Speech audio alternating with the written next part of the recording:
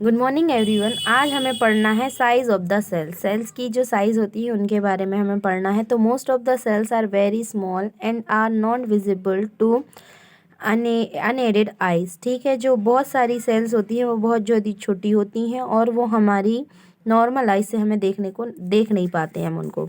To see these cells microscopes are used. इन cells को देखने के लिए माइक्रोस्कोप यूज होते हैं। However, the size of the cells has no relation with the size of the body of the animals or plants. ये बात अलग है कि जो सेल की साइज होती है उसका कोई रिलेशन नहीं होता है एनिमल या प्लांट की बॉडी की साइज से। It depends upon the function perform by them. ये उस पर डिपेंड करता है कि उनके द्वारा क्या फंक्शन परफॉर्म किया जा रहा है। The smallest cell is found in mycoplasma bacteria. ठीक है, जो स्मॉलेस्ट सेल है जो कि सबसे सबसे स्मॉलेस्ट सेल किस में पाई जाती है? माइकोप्लाज्मा बैक्टीरिया में। The size of this cell is 0.1 micron.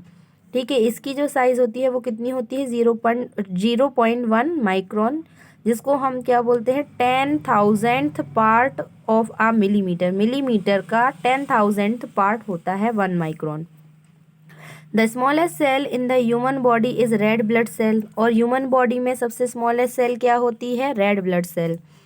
The size of the red blood cell is about 0.009 millimetre in diameter. ठीक है, जो रेड ब्लड सेल की जो साइज होती है वो 0.009 मिलीमीटर होती है डायमीटर में। The longest cell in the human body is nerve cell. और जो लॉन्गेस्ट सेल होती है वो क्या होती है? Nerve cell. स्मॉलेस्ट क्या होती है? Red blood cell. और लॉन्गेस्ट क्या होती है? Nerve cell. विच मेजर्स 1 और मोर देन अ मीटर। ये क्या 1 मीटर के बराबर होती है या फिर 1 मीटर से भी ज़्यादा। Next, an ostrich egg with 107 millimetre diameter is the largest animal cell. ठीक है, जो एग ऑस्ट्रिच का एग होता है जिसकी साइज कितनी होती है? 170 मिलीमीटर डायमीटर, वो सबसे ज़्यादा लार्जेस्ट एनिमल सेल है। Although the egg of a hen is a single cell and is big enough to be seen by the unaided eye। ठीक है, ये बात अलग है। जो हैन का एग होता है वो एक सिंगल सेल होता है और वो इतना बड़ा होता है कि हम उसको अनएडेड आई से देख सकें। फिर क्या आता है? माइक्रोस्कोप। तो microscope is an instrument used to magnify things many times. ठीक है, माइक्रोस्कोप एक ऐसा इंस्ट्रूमेंट होता है जो बहुत ज़्यादा बड़ा कर देता है किसी भी चीज़ को जो हमें देखनी है। Though cell is very small it contains many components और ऑर्गेनल्स इन इट। ठीक है, जो ये बात अलग है कि जो सेल है वो बहुत छोटी होती है लेकिन इसके अंदर बहुत सारे कंपोनेंट्स या ऑर्गेनल्स मौजूद होते हैं। So the study of cell is possible only with the help of a microscope. इसीलिए अगर आपको सेल की स्टडी करनी है तो उसके लिए हमें माइक्रोस्कोप की हेल्प से ही हम कर सकते हैं। In most common microscope light is used as the source of illumination. Most common microscope में जो लाइट है वो यूज़ होती है सोर्स के रूप में इल्यूमिनेशन के। This kind of microscope is called light microscope. इस टाइप के माइक्रोस्कोप को हम क्या बोलते हैं? Light microscope. It has two lenses, one is eyepiece and second is objective lens for seeing enlarged image of a tiny object. ठीक है, इसमें दो लेंस यूज होते हैं। एक कहलाता है आई पीस और दूसरा क्या कहलाता है? ऑब्जेक्टिव लेंस, जो कि क्या करता है? यूज होता है एनलार्ज्ड इमेज देखने के लिए कोई भी टिनी ऑब्जेक्ट की। Therefore it is also called compound microscope. इसीलिए इसको हम क्या कहते हैं? कंपाउंड माइक्रोस्कोप भी कहते हैं। The magnification available from compound microscope ranges from approximately 400 to 450 times than actual size of an object. ठीक है, जो मैग्निफिकेशन अवेलेबल होता है हमें किसी भी कंपाउंड माइक्रोस्कोप का यूज़ करके, उसकी जो वो रहती है साइज़ वो 400 से लेके 450 टाइम्स तक बढ़ जाती है एक्चुअल साइज से ऑब्जेक्ट की। Electron microscope is more powerful than compound microscope. अब जो इलेक्ट्रॉन माइक्रोस्कोप होता है वो ज़्यादा पावरफुल होता है कंपाउंड माइक्रोस्कोप के कंपैरिजन में। In it instead of light रे इलेक्ट्रॉन बीम इज़ यूज्ड। इसमें लाइट रे की जगह क्या यूज़ होता है? इलेक्ट्रॉन बीम यूज़ होती है। It can magnify things much more than the light microscope. ठीक है, ये बहुत ज़्यादा मैग्नीफाई कर देती है थिंग्स को लाइट माइक्रोस्कोप की कंपैरिजन में। The magnifying power of an electron microscope is more than 50,000 times than the actual size of the object. अब जो मैग्नीफाइंग पावर होती है इलेक्ट्रॉन माइक्रोस्कोप की वो कितनी होती है? 50,000 होती है। ऑब्जेक्ट की एक्चुअल साइज से 50,000 टाइम मोर होता है। अब नेक्स्ट है क्या? Structure of a cell. तो all the plants and animal cells have 3 main parts. चाहे प्लांट की सेल ले लें हम या एनिमल की, दोनों में तीन मेन पार्ट होते हैं। पहला क्या होता है? सेल मेम्ब्रेन इन एनिमल्स और cell wall in plants. Animals में सेल मेम्ब्रेन होता है और प्लांट्स में सेल वॉल। फिर होता है साइटोप्लाज्म, फिर होता है न्यूक्लियस। पहला क्या है? सेल मेम्ब्रेन और सेल वॉल। तो uh cell membrane also called plasma membrane is a thin porous layer. ठीक है, सेल मेम्ब्रेन जिसको हम प्लाज्मा मेम्ब्रेन भी बोलते हैं वो एक थिन पोरस लेयर होती है। ऐसी लेयर पतली भी होती है और उसमें पोर भी होते हैं। It encloses and protects the cell. ये क्या करती है? सेल को एनक्लोज किए होती है और प्रोटेक्ट करती है। It also separates the cell from other cells. ये सेल को दूसरी सेल से भी सेपरेट करती है। This membrane is selectively permeable. ठीक है, ये सिलेक्टिवली परमिएबल होती है, which means it allows only certain material to pass through the cell while restricting other materials. ठीक है, ये सिर्फ कुछ मटेरियल्स को ही उससे सेल से निकलने देती है और बाकियों को रोक देती है। Plant cell has an additional tough and rigid layer called cell wall that surrounds the cell membrane. Plant cell में एक एडिशनल टफ और रिजिड लेयर होती है जिसको हम क्या बोलते हैं? सेल वॉल, जो कि क्या करती है? सेल मेम्ब्रेन को क्या करती है? सराउंड करती है। The cell wall is made up of cellulose. जो सेल वॉल होती है वो किससे मिलके बनती है? सेल्यूलोज से। It provide shape and rigidity to the plant cell. ये क्या करती है? प्लांट सेल को शेप और रिजिडिटी प्रोवाइड कराती है। Apart from it, it provides protection to the plant cell from variation in temperature. ठीक है, ये क्या करती है? इसके साथ साथ प्रोटेक्शन भी प्रोवाइड कराती है प्लांट सेल को टेम्परेचर के वेरिएशन से, हाई विंड से, एटमॉस्फेरिक मॉइस्चर एक्सेट्रा से। Cell wall is also found in fungi and bacteria. जो सेल वॉल है वो फंगी में भी पाई जाती है और बैक्टीरिया में पाई जाती है। It is the cell wall that enables the stem of a plant to stand erect. ये ठीक है, सेल वॉल की वजह से ही जो प्लांट की स्टेम होती है वो सीधी स्थिर बनी रहती है। अब नेक्स्ट क्या है? साइटोप्लाज्म। क्या है? साइटोप्लाज्म। तो cytoplasm is the fluid that fills the uh cell. ठीक है, साइटोप्लाज्म एक फ्लूइड है जो कि भरा हुआ होता है सेल में। It is a jelly like substance present between the cell membrane and the nucleus. ये एक जेली लाइक सब्सटेंस होता है जो कि सेल मेम्ब्रेन में और न्यूक्लियस में मौजूद होता है। It is formed of proteins, carbohydrates, lipids and certain organic substances including water. ये किस किस से मिलके बनता है? प्रोटीन से, कार्बोहाइड्रेट से, लिपिड से और कुछ ऑर्गेनिक सब्सटेंसेस जिसमें पानी भी मौजूद होता है। There are many small structures present inside the cytoplasm which are called cell organelles. इसमें बहुत छोटे छोटे स्ट्रक्चर भी मौजूद होते हैं साइटोप्लाज्म के अंदर जिसको हम क्या बोलते हैं? Cell organelles. These include the ribosomes, mitochondria और प्लास्टिड्स। ठीक है, ये क्या क्या आता है इसके अंदर? राइबोसोम्स आता है, माइटोकॉन्ड्रिया आता है और प्लास्टिड्स आते हैं। नेक्स्ट है न्यूक्लियस। तो न्यूक्लियस क्या होता है? It is the most important component of a cell. ये सेल का सबसे इम्पॉर्टेंट कंपोनेंट होता है। It is generally spherical in shape. ये कैसा होता है? स्फेरिकल होता है शेप में। And is located in the centre of the cell. और ये कहाँ पाया जाता है? सेल के सेंटर में। It is a dense body which controls all the activity of the cell.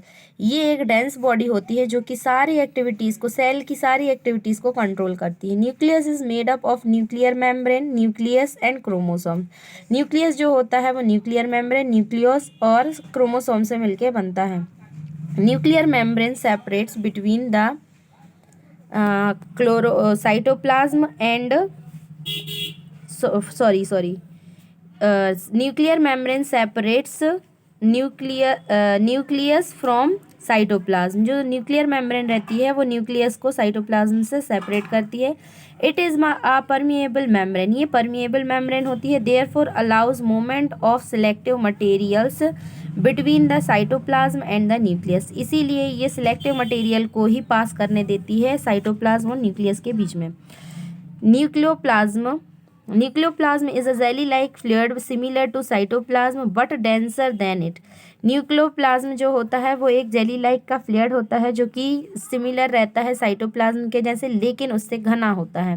Nucleoplasm contains a smaller body called nucleus. Nucleoplasm में एक स्मॉलर बॉडी मौजूद होती है जिसको हम क्या बोलते हैं, nucleus, which is made up of nucleoprotein, जो कि न्यूक्लियोप्रोटीन से मिलके बनते हैं। There are thread like structure present in nucleoplasm. Nucleoplasm में थ्रेड लाइक स्ट्रक्चर मौजूद होते हैं।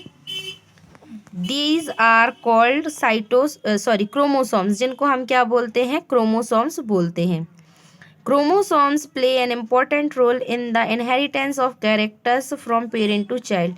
क्रोमोसोम्स ही होते हैं वो बहुत ज़्यादा इंपॉर्टेंट होते हैं जो कि इनहेरिट करते हैं कैरेक्टर्स को पेरेंट से चाइल्ड में। The heredity unit of chromosomes is called genes. जो हेरिडिटी यूनिट होती है क्रोमोसोम्स की उसको हम क्या बोलते हैं, genes. Which are responsible for transmitting character from parents to offspring, जो कि रिस्पॉन्सिबल होते हैं कैरेक्टर को ट्रांसमिट करने के लिए पेरेंट्स से ऑफस्प्रिंग में, मतलब उनके बच्चे में।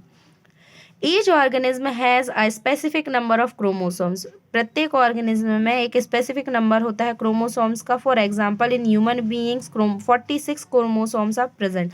ह्यूमन बीइंग में कितने पाए जाते हैं, 46 क्रोमोसोम्स। अब आता है क्या, prokaryotes and eukaryotes. Prokaryotes and eukaryotes. The nucleus of some cells does not have nuclear membrane enclosing it. ठीक है, कुछ कुछ न्यूक्लियस ऐसे होते हैं, कुछ सेल के न्यूक्लियस जिनमें न्यूक्लियर मेम्ब्रेन मौजूद नहीं होती है। These cells are called prokaryotic cells. ये क्या कहलाते हैं, prokaryotic cells. And the organism with these kinds of cells are called prokaryotes. और ऐसे ऑर्गेनिज्म जिनमें ये सेल मौजूद होती हैं उनको हम क्या बोलते हैं, प्रीकार्योट्स। प्रो मतलब प्रीमेटिव, कार्योट्स मतलब क्या कहलाता है, न्यूक्लियस, मतलब primitive nucleus. For example bacteria and blue green algae. इसके एग्जांपल क्या है, बैक्टीरिया और blue green algae. However the cells which have well defined nucleus with a nuclear membrane are called eukaryotic cells. ऐसी cells जिनमें well defined nucleus होता है उसके साथ साथ न्यूक्लियर मेम्ब्रेन भी होती है उसको हम बोलते हैं एक्रियोटिक cells. All the organisms other than bacteria and blue-green algae are called eukaryotic. ठीक है, ऐसे बैक्टीरिया और ब्लू ग्रीन एल्गी को छोड़कर जितने भी ऑर्गेनिज्म रहते हैं उनको हम क्या बोलते हैं, यूक्रियोट्स। फॉर एग्जाम्पल यूक्र मतलब ट्रू और कैरियोट्स मतलब न्यूक्लियस, मतलब ट्रू न्यूक्लियस। इसका फुल फॉर्म क्या हो जाएगा, ट्रू न्यूक्लियस।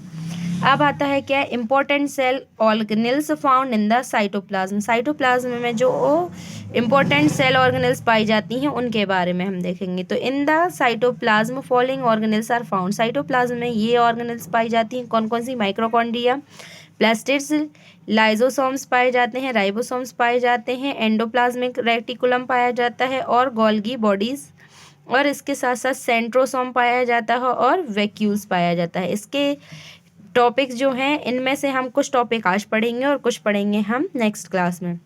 तो क्या है, माइटोकॉन्ड्रिया। तो mitochondria singular mitochondrion are small spherical और रॉड शेप्ड ऑर्गेनल्स। ये कैसे होते हैं, या तो स्फेरिकल होते हैं या फिर रॉड शेप्ड के ऑर्गेनल्स होते हैं। They are double walled structures in which the inner wall has many folds to increase the surface area. ये डबल वॉल्ड स्ट्रक्चर्स होते हैं जिनमें इनर वॉल होती है उसमें बहुत सारे फोल्ड होते हैं जो कि इंक्रीज कर देते हैं सरफेस एरिया को। Mitochondria contain enzymes needed for respiration. इसमें ऐसे एंजाइम्स पाए जाते हैं जो कि रेस्पिरेशन के लिए यूज होते हैं। Since these are sites of respiration, that is the oxidation of food to release energy takes place here. ये क्या होते हैं, साइट्स होते हैं रेस्पिरेशन के, मतलब ये ऑक्सीडेशन होता है फूड का एनर्जी रिलीज करने में, वो यही होता है। Therefore they are termed as power house of the cell. इसीलिए इनको पावर हाउस भी कहा जाता है सेल का। अब क्या है, the number of mitochondria in a cell depends on the function of the function it performs. जो नंबर होता है माइक्रोकॉन्ड्रिया का वो सेल में, वो डिपेंड करता है कि क्या फंक्शन वो परफॉर्म करती है। The cells with particular high energy demand such as muscle cells have more mitochondria than other cells. ठीक है, ऐसी जो पर्टिकुलर सेल्स रहती हैं, जो पर्टिकुलर हाई एनर्जी डिमांड रहती है जिनकी, जैसे कि हम अपनी मसल सेल्स को ले लें तो उनमें जो माइक्रोकॉन्ड्रिया की वैल्यू होती है वो हाई ज़्यादा होती है अदर सेल्स के कंपैरिजन में। अब इसके बाद के जितने भी टॉपिक्स हैं वो और आगे का हम पढ़ेंगे नेक्स्ट क्लास में। ठीक है, thank you and have a nice day all of you.